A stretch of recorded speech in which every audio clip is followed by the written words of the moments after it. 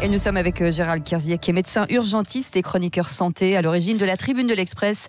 Un devoir de désobéissance éthique sans médecin contre le fichage des gilets jaunes. Bonjour Gérald Kierzieck. Bonjour. Que s'est-il passé exactement alors ? Ça a commencé le 13 avril, j'étais de garde un samedi où l'administration m'a demandé de remplir comme d'habitude un fichier qui s'appelle, c'est pas le dossier médical, on ne parle pas du tout de données médicales, on remplit tous les jours un dossier médical, des données sécu, mais là de remplir un fichier parallèle, de repérer les malades gilets jaunes dans le cadre des manifestations et de les rentrer dans ce fichier. Je me dis, mais qu'est-ce que c'est que cette histoire ? Enfin, moi j'ai un secret professionnel. Quand vous rentrez à l'hôpital, encore une fois, c'est pas une histoire gilet jaune ou pas gilet jaune. Quand vous rentrez à l'hôpital, la moindre des choses, c'est la confidentialité. Vous n'avez pas envie qu'on vous balance dans un fichier tout ça parce que vous avez un gilet jaune ou vous êtes, je sais pas, d'une certaine couleur de peau, d'une certaine couleur politique. Enfin, on voit bien que là, on est sur une violation du secret médical. Donc, j'ai juste fait un tweet. Qu'est-ce qu'on vous a répondu à ce J'ai moment-là ? juste fait un tweet là le 13 avril qui a pris beaucoup d'ampleur. Le directeur général Martin Hirsch le lendemain a dit non, il n'y a pas de nom, c'est une erreur, remise des pendules à l'heure. Et puis le Canard enchaîné a sorti le mercredi d'après, bah si, il y a des noms. Alors là, l'instance publique a dit oui, il y a des noms, mais il n'y a pas de données médicales. Et puis rebelote la semaine d'après, le Canard enchaîné se procure les fichiers et on retrouve les noms, les données médicales. Et là, on nous explique que c'est le stagiaire qui serait trompé, qui aurait rentré des données. Bref, c'est du n'importe quoi. C'est même du mensonge. Nous, ce qu'on nous demande, c'est clairement l'administration nous demande de violer le secret médical. D'où cette tribune de devoir de désobéissance éthique pour nos malades. On n'a pas à révéler des informations d'identité qui permettraient d'identifier des malades qui sont venus à l'hôpital. Vous devez venir en toute confidentialité et en toute confiance à l'hôpital. Oui, et là, du coup, il y a eu un appel général, alors c'est à la suite de votre tweet, comme vous l'avez dit, qui est fortement suivi avec beaucoup de personnalités, des médecins, évidemment, mais également des personnalités politiques et extérieures. Oui, mais médecins, c'est-à-dire que le point commun, le plus petit dénominateur commun de toutes ces personnalités, c'est d'être médecin. Voilà, c'est dans notre code de déontologie. Vous savez, on peut être pour ou contre les gilets jaunes, mais en tout cas, le serment d'Hippocrate reste le serment d'Hippocrate. Vous savez, ça fait des millénaires qu'on protège nos patients comme ça, avec ce secret professionnel qui est valable pour toute l'équipe. D'ailleurs, quand vous arrivez aux urgences, ça paraît inadmissible qu'on aille vous dénoncer parce que vous avez un gilet jaune ou parce que vous avez telle ou telle appartenance. Enfin, imaginez, la conséquence, c'est que des patients ne viendraient plus se faire soigner dans les hôpitaux. Donc ça, c'est un principe intangible et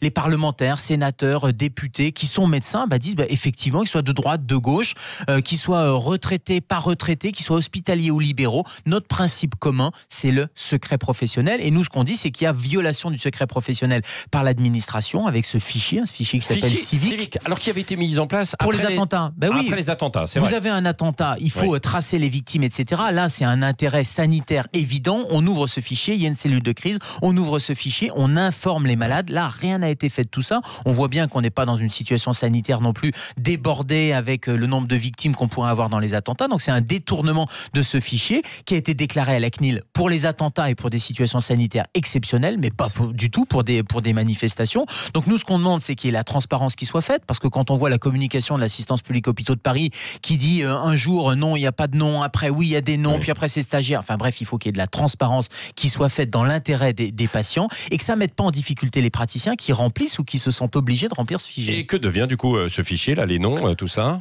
C'est toute la question, d'où l'enquête parlementaire aussi. C'est-à-dire qu'est-ce que ça devient ? On sait que ce fichier civique dans le cadre des attentats est interministériel, donc il y a le ministère de la Santé, le ministère de l'Intérieur, le ministère des Affaires étrangères, donc on voit bien qu'on est là sur un fichage et le fait même de l'existence de ce fichier, c'est-à-dire de mettre les noms, qu'il y ait des données médicales ou pas, c'est encore plus grave quand il y a des données médicales, mais le fait même de vous repérer parce que vous êtes venu tel jour à telle heure avec un gilet jaune et on vous a mis dans un fichier en parallèle du dossier médical, vous voyez bien que c'est des informations qui sont extrêmement préjudiciables, donc il faut faire la transparence sur que devient ce fichier.